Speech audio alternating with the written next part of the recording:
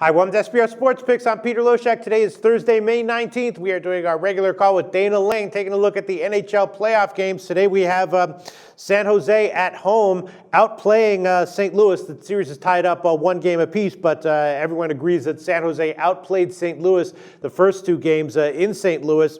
Now they're back home. They're kind of a healthy favorite here right now. It's about 140, 145 market wide. But Brian Elliott is playing great for St. Louis. He's what's keeping them in the series. And the first two games did go under, so unless we expect something significantly different, I guess we have to lean once again towards the under, 5 at about minus 115, and maybe take a shot with thinking about taking St. Louis, even as a big favorite here of a minus 145. If you shop around, you can get minus 140. What do you think, Dana Lane? Do you think that St. Louis can make adjustments, or are they just going to get outplayed again in Game 3?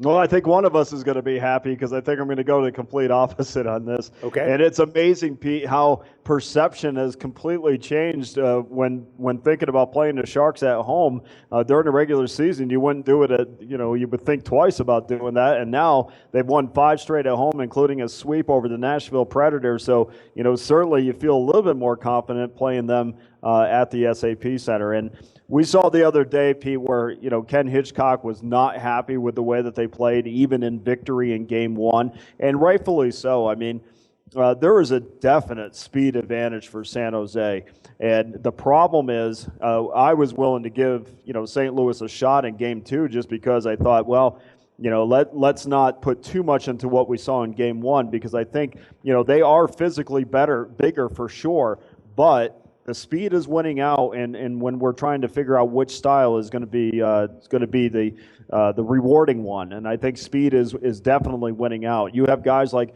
Pietrangelo and Bouwmeester who are just not getting up into the offensive play enough because they're afraid of that San Jose speed, and those two players combined in the last 10 games combined have 0 points. And you're not expecting a lot of points from your defenseman, but I would like a few assists from your top defenseman.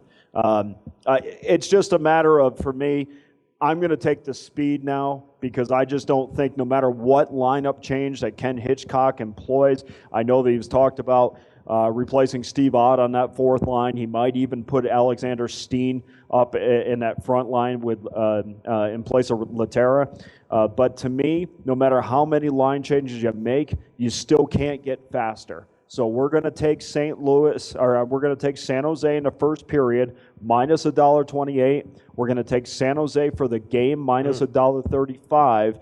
And we're going to take a shot on the over. I don't think every one of these games are going to go under, so because of the change of scenery, maybe there will be a different result. And you're getting plus money on the over, and we know how easily those games can go over at the end. So the over in the game at 5 plus $1.07, and San Jose first period and San Jose for the game. All right, that sounds great, Dana Lane. What's your take on Brian Elliott? Because, of course, he played a great game in Game 1. Then San Jose put up 4 goals on him in Game 2. And I'm thinking about maybe the best way to play this one might be San Jose on their team total over, unless we expect Brian Elliott to have maybe an unusually good game, in which case, San Jose might come away with a win, but still not, get over 2.5 goals. What's your take on what to expect from Brian Elliott?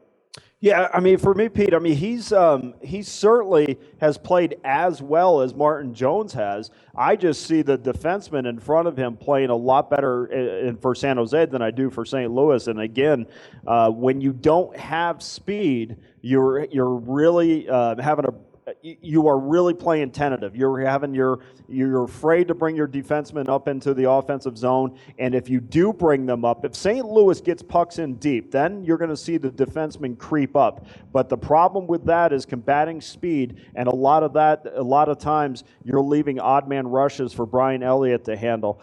Brian has played extremely well, but I just think the defenseman in front of Martin Jones has played a lot better than the defenseman in front of Brian Elliott. Okay, thanks as always, Dana Lane. Talk to you again very soon.